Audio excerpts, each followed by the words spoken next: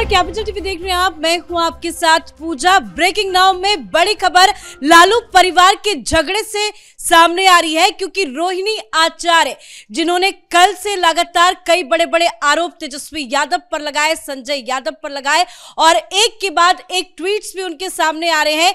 एक ताजा बयान भी रोहिणी आचार्य का सामने आया है। तो लालू परिवार के अंदर क्या चल रहा है, एक एक करके आपको अपडेट देंगे। ज्यादा जानकारी के साथ मेरे साथ जुड़े हुए हैं कैपिटल टीवी के editor in chief doctor Manish Kumar. Sir, एक के बाद एक ट्वीट कर रही है, एक छोटा सा रिएक्शन लेंगे, उसके बाद जो अभी ताजा ट्वीट रोहिणी का है वो बताएंगे। ये सब आखिर क्यों चल रहा है? देखिए, कल ही हमने बताया था कि किस तरीके से जो कल रात हम लोगों ने एक वीडियो बना करके बताया कि कैसे परिवार के अंदर हार के बाद सारे लोग इकट्ठा हुए और वहां जूता चप्पल चल गया।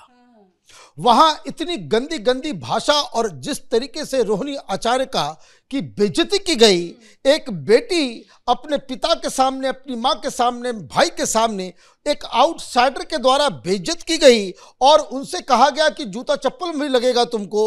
और ये सारी चीजों के बाद तेज प्रताप यादव भी सामने आ रहे हैं। वो कह रहे हैं कि पिताजी आप जरा सा मुझे बस इशारा कीजिए, इन लोगों को जमीन में गाड़ देंगे। सुदर्शन चक्र चलाने की बात कर रहे हैं। और जैसे जैसे समय बीत रहा है, रोहिणी आचार्य अपनी दिल की जो है ना गुबार को वो जनता के सामने रख रही है। तेजस्वी यादव के लिए बहुत बड़ी मुसीबत है। जूते चप्पल और गाली की बात तो बहुत ही शर्मनाक है और खुद रोहिणी आचार्य अपने मुंह से कह रही है। वो वीडियो आपको सुनाएंगे, लेकिन अभी जो ताजा स्टेटमेंट रोहिणी आचार्य की तरफ से आया, जो ताजा ट्वीट है बस कुछ ही देर पहले आया है, वो जरा देख लीजिए। रोहिणी आचार्य ने अपने पर्सनल ऑफिशियल अकाउंट से उन्होंने ट्वीट करके लिखा है कि कल मुझे गालियों के साथ बोला गया कि मैं गंदी हूं और मैंने अपने पिता को अपनी गंदी किडनी लगवा दी। करोड़ों रुपए लिए, टिकट लिया, तब लगवाई गंदी किडनी। सभी बेटी बहन जो शादीशुदा है उनको मैं बोलूंगी कि जब आपके मायके में कोई बेटा भाई हो तो भूल कर भी अपने भगवान रूपी पिता को नहीं बचाए। अपने भाई उस घर के बेटे को ही बोले कि वो अपनी या अपने किसी हरियाणवी दोस्त की किडनी लगवा दे। मतलब रोहिणी ये कह रही है कि उन्होंने अपने पिता के लिए किडनी तक दी, लेकिन उस पे भी सवाल खड़े हुए हैं कि पैसे लेकर ये सब हरकत हुई है। एक के बाद एक ट्वीट, कल से उनके 3-4 ट्वीट सामने आ गए हैं। सर, अब लगता नहीं है कि ये लड़ाई रुकने वाली है, ना ही रोहिणी आचार्य शांत होने वाली है। रोहिणी आचार्य क्या कह रही है, अभी भी अपने पिता को भगवान बता रही है और नाराजगी इस बात को लेकर के है कि उनकी बेइज्जती होते रही। लालू यादव फपक फपक के रोते रहे, रबड़ी देवी फपक फपक के रोती रही और उसको बचाने के लिए कोई सामने नहीं आया। और कोई ये कह रहा है कि तुमने अपनी गंदी किडनी लालू यादव को लगवा दी। तो ये तो साफ लग रहा है कि अगर ये बात संजय यादव ने या रमीज ने ये बात कही होगी और तेजस्वी यादव इसे सुन रहे होंगे तब तो और भी बुरी बात है। लेकिन ऐसा लग रहा है कि ये बातें तेजस्वी यादव ही रोहिणी को वो कह रहे थे। ये इनके ट्वीट से लग रहा है कि मुझे गंदी कहा गया। तो ये तो हिमाकत अगर संजय यादव ने कर दी है तो इसका मतलब है कि क्या इस परिवार में अब कुछ बचा ही नहीं, कि कोई बाहर का आदमी आपकी बहन के ऊपर इस तरह का आक्षेप लगा रहा है। अगर उसने नहीं किया तो फिर इसका मतलब है कि तेजस्वी यादव ने यह कहा कि तुमने अपनी गंदी किडनी जो है पैसे लेकर के तुमने ये लगाया, बदले में टिकट भी लिया। तो ये जो परिवार के अंदर हो रहा है, ये समझिए कि ये पार्टी अब विनाश के कगार पे आ गई है।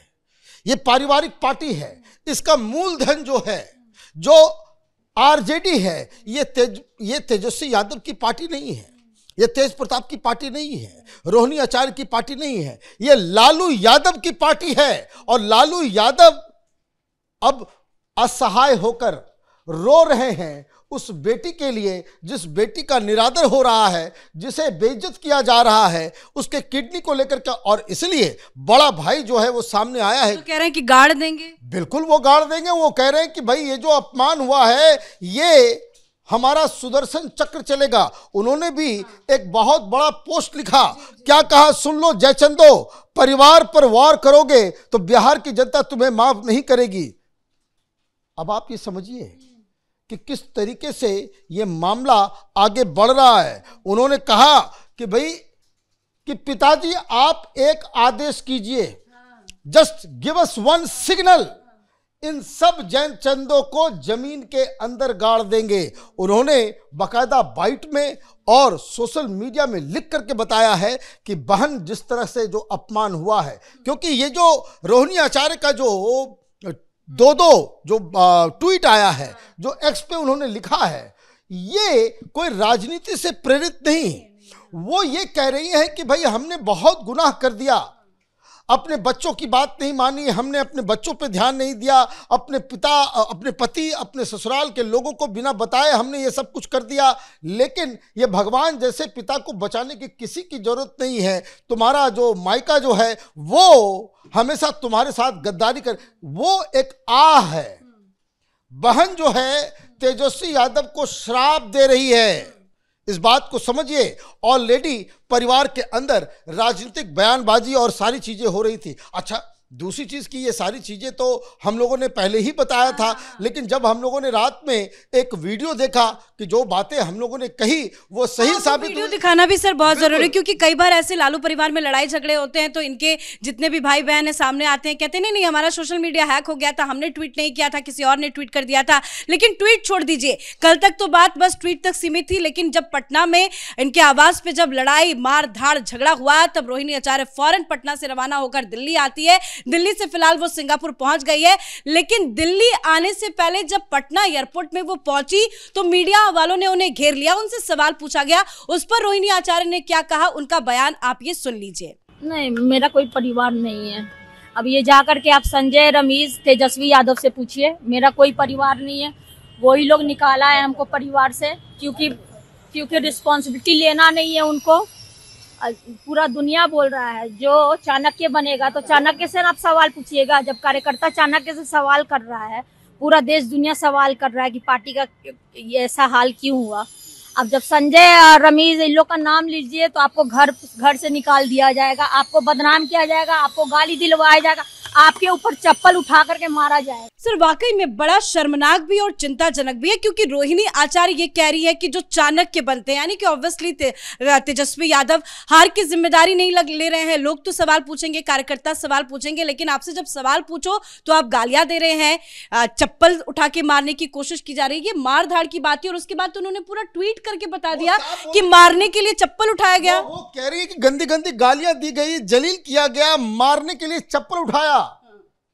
अब आप ये समझिए, कल हम लोगों ने यही कहानी बताई थी कि हार के बाद रोहिणी आचार्य ने ये कहा कि किसी आदमी को तो जिम्मेदारी लेनी होगी, और ये जिम्मेदार इसके लिए आपके जो दो सलाहकार हैं, आप नहीं लोगे तो इन लोगों को, वो लोग ये जिम्मेदारी लेने को तैयार नहीं, वो जिम्मेदारी लेने को तैयार नहीं। उन्होंने कहा कि मैंने तो तुम्हें बचा दिया, क्योंकि इस चुनाव के दौरान रोहिणी आचार्य थी जो राघोपुर में तेजस्वी यादव के लिए कैंपेन कर रही थी। बोले अगर मैं नहीं गई होती तो तुम तो हार गए होते, लास्ट तक तुम जो है पीछे चल रहे थे, आखिर में जाकर के तुम जीते हो, ये तो मेरी वजह से। तो ये लोग रोहिणी आचार्य के ऊपर ही जो है वो बहसबाजी हो गई, और संजय यादव और रमेश ने पूरे परिवार के सामने रोहिणी आचार्य से बहस करना शुरू कर दिया, जिससे धीरे धीरे मामला, भाई बहन तो बहन है, और वो बहसबाजी इतनी ज्यादा हो गई कि वहां पे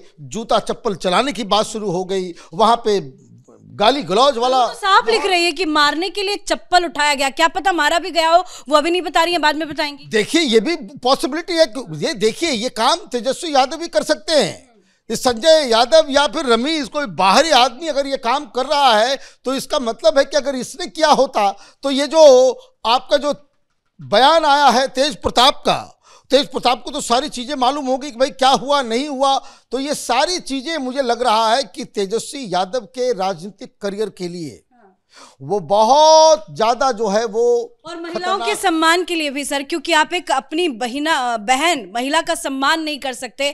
घर परिवार के अंदर एक महिला को चप्पल उठा के मारने की कोशिश की जा रही है और आप उनको बढ़ावा दे रहे हैं, आप खुद इस तरह की गंदी और घिनौनी हरकत कर रहे हैं। देखिए बहुत कम समय है, मैं 100 बात की एक बात बता दूं, तेजस्वी यादव अपने ये 4-5 चमचों को आज शाम तक पार्टी से बाहर नहीं निकालेंगे, तेजस्वी यादव की राजनीति बिल्कुल उसके ऊपर जो है अर्धविराम लग जाएगा। खबर सामने आई है, अब तक तो तेजस्वी यादव शांत थे, लेकिन उन्होंने अब एक समीक्षा बैठक बुलाई है जो कि 17 नवंबर को। भाई 17 नवंबर आ जाए, हैं?